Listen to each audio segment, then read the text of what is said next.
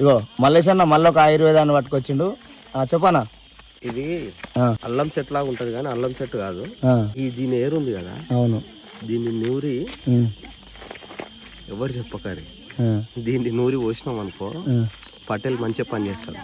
దేంది దీన్ని నిజం చెప్పు. నిజంగా ఇది పటేల్ మంచి పని చేస్తాడు. ఎవడో తెంపుకున్నాడు, ఇది వేసిపోయండి. ఇది ఎండదు, ఇది ఇట్లనే ఉంటది ఎన్ని రోజులు. చెట్టు పేరు ఏం పేరు అది? ఇది నాకు తెలుసు కానీ చెట్టు పేరు అయితే నాకు ఐడియా అంటే పురుషాంగానికి పని చేస్తా.